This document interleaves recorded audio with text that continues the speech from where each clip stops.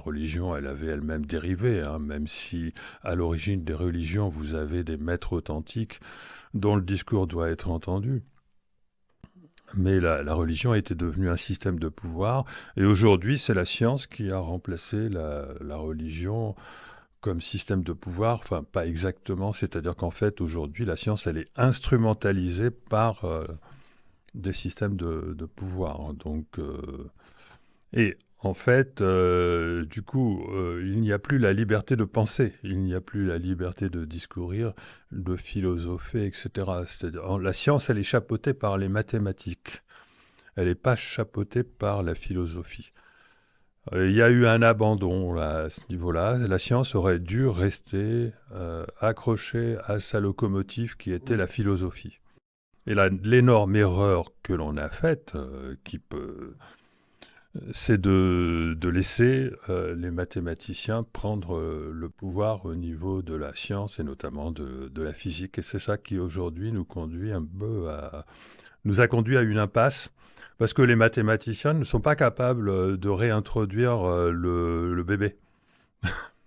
Alors justement, le bébé, parlons-en.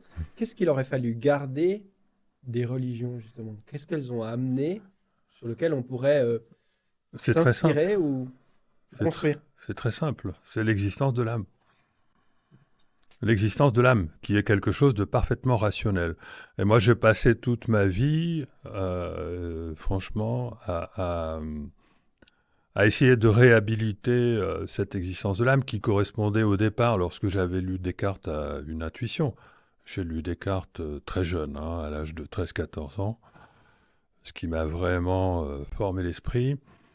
Et je sentais à la lecture de Descartes que vous aviez là un grand philosophe qui est multicompétence, hein, bien sûr, un vrai physicien, mais qui n'était pas du tout dans le formatage qui a suivi au siècle suivant. Il n'en a pas conclu que le déterminisme était absolu. Bien sûr, quand on comprend que tout est mécanique, on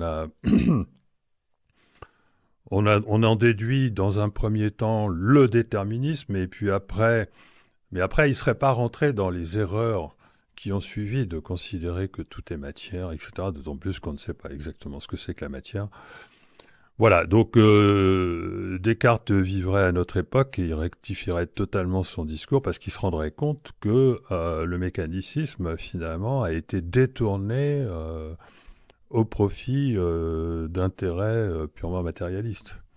Donc, en fait, moi, j'ai passé ma vie à essayer de démontrer, j'y suis arrivé, je pense, enfin, je veux dire là, euh, à démontrer que la mécanique est compatible avec l'existence de l'âme. Ça, c'est quelque chose. Vous avez beaucoup de grands esprits qui n'ont pas compris ça. C'est-à-dire beaucoup de scientifiques, de philosophes, n'ont pas compris que on pouvait réconcilier la mécanique et l'existence de l'âme. Parce que la mécanique, elle dit que effectivement, tout dans l'univers est mouvement de matière, et que ces mouvements de matière, à partir du moment où ils sont mécaniques, on ne voit pas comment l'âme pourrait agir dessus. D'accord. Et bien ça, c'est juste une intuition fausse. Si on essaye de développer cette affaire, Est-ce que vous avez fait avec des ce dialogue? mathématiques, on n'y arrive pas, parce que les équations mathématiques sont par nature, par construction déterministes. Mais si on essaye réellement de faire des calculs à partir des équations de base pour voir où mène la mécanique, eh bien on s'aperçoit que la mécanique est parfaitement compatible avec l'existence de l'âme. C'est-à-dire que l'information qui est, on va dire, dans la matière et qui définit les objets, les mouvements des objets, etc., vous pouvez même mettre toute l'information que vous voulez, toute la précision que vous voulez. Il y a quand même une perte d'information systématique à cause d'interactions, à cause des interactions, et qui a besoin d'être compensée par l'introduction sans cesse de nouvelles informations dans l'espace-temps pour définir la trajectoire des objets, les trajectoires des événements.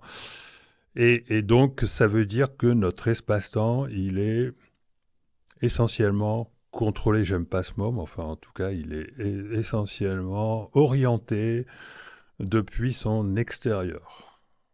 Il faut arriver à comprendre ça, c'est vachement important. C'est très, très, très important. Son extérieur étant quelque chose d'immatériel, du coup. L'espace-temps, c'est tout ce qu'on peut, tout ce qui est accessible pour la mesure, Mhm. par la mesure, et plus d'ailleurs, hein, puisque en mécanique quantique, c'est pas accessible par la mesure, mais ça fait partie de l'espace-temps. Donc c'est tout ce qu'on peut objectiver, même au-delà de la Oui. mesure, c'est tout ce qui contribue à paramétrer notre réalité.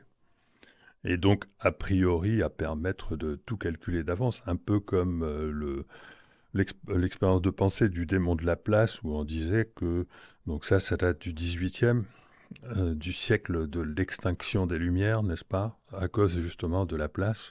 Mais enfin, c'est pas sa faute à lui. Il a simplement repris une pensée globale. Un démon qui connaîtrait la position et la vitesse de toutes les particules de l'univers pourrait calculer de façon Mhm. parfaite le destin de l'univers. Bon, et ben en fait, il se trouve que ça c'est faux. Tout simplement parce qu'on fait une erreur, une énorme erreur au sujet du temps. Qu'est-ce que c'est que le temps? Et c'est un raisonnement qui se fait dans le temps. Or, ce temps-là, dans lequel on fait ce raisonnement, il n'existe pas. Il n'est pas réel. Il est complètement subjectif.